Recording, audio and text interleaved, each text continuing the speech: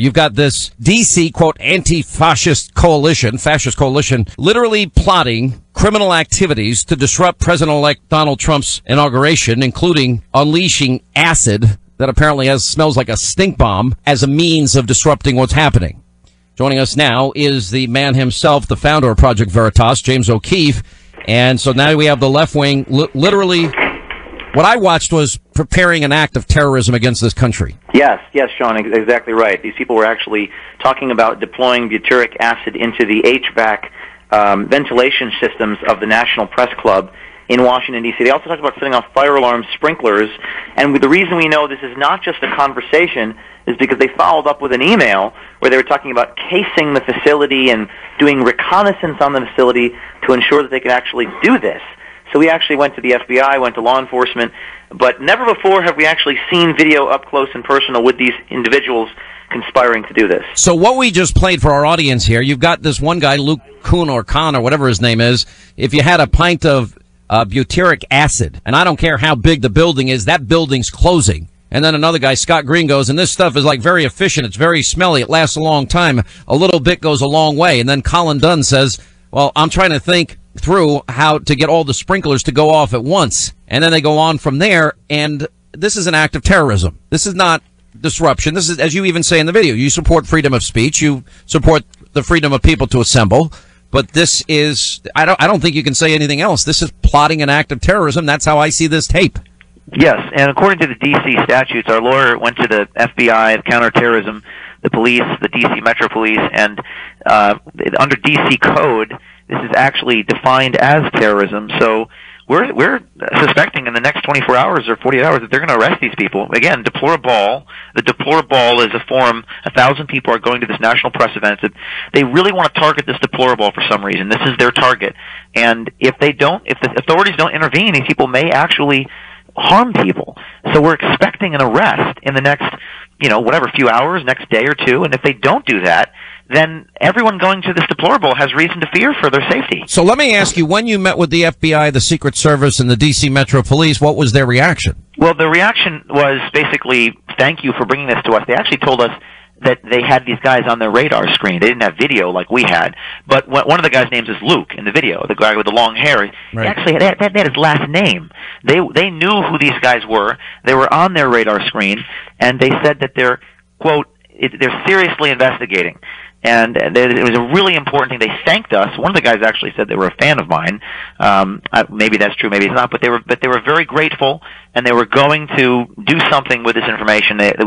All these people were on their radar screen. Let me go to this guy Luke again. The message has to be: we do not recognize the city government either. If you try to close us down, we're going to look for your house. We will burn it. We will physically fight the police if they try to steal one of our places. We will go to war, and you will lose. And then Scott says, well, I was thinking of things that would ruin their evening, ruin their outfits, or otherwise make it impossible to continue with their plans, so they get nothing accomplished. And then Luke says, well, we could do a repeat of the original plan. If you order that same stuff, then I can rig the cans where you take with a plunger, rubber bands, and a safety pin, so all you have to do is pull the pin and press the plunger, and the whole can discharges. And then they went into a long discussion how they would get it into the HVAC ducts, which means it goes viral throughout any building.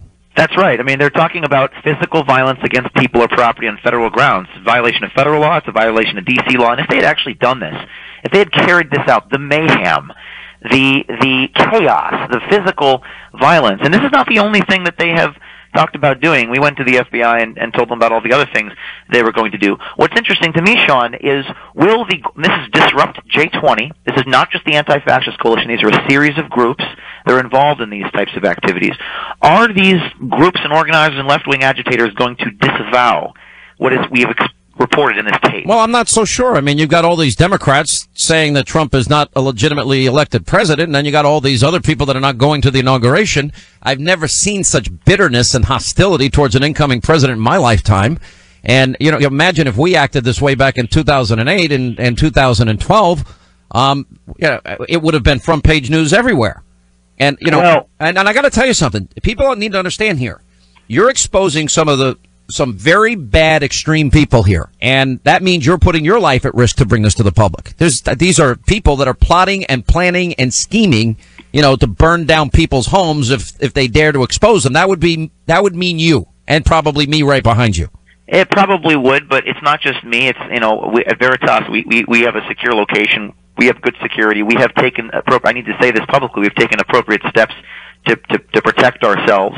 I don't think it would be easier for them to do that to me. But it's not just me; it's my reporters. We have a number of people who are still embedded and reporting on some of their activities. A couple of them have now been blown since we went public with this information. The guy that met at this Pizza Comet restaurant. So wasn't that Comet Place in another video you did? What, all the extremists hang out there? The Comet Pizza thing is actually pretty ironic and funny that they met there to discuss these plans. Comet Pizza was the source of a bunch of controversy with John Podesta and some conspiracy theories. The fact that they were meeting at this Comet Pizza place is interesting. But later this week, we are going to our team will confront many of these individuals. So we're going to have you on like we have in the past with more videos coming every day. We have a video coming out tomorrow, and it's pretty bad. It rises to the level of terrorism tomorrow, you're saying it's worse than this? Yes, I mean it involves public transportation systems tomorrow, and they articulate what they're going to do, and we're just getting information every hour because we're still embedded. So we're going to be on your show tomorrow if you'll let me be on. No. Well, of course we're putting you on, and you take great personal risk to do all of this. And I know you don't get the credit you deserve, but you played a very big part in exposing these people in the election, and I thank you for your courage, and I ask you to please stay safe. Thank you, Sean. We'll do, and we'll have more to report back to you shortly. All right, thank you.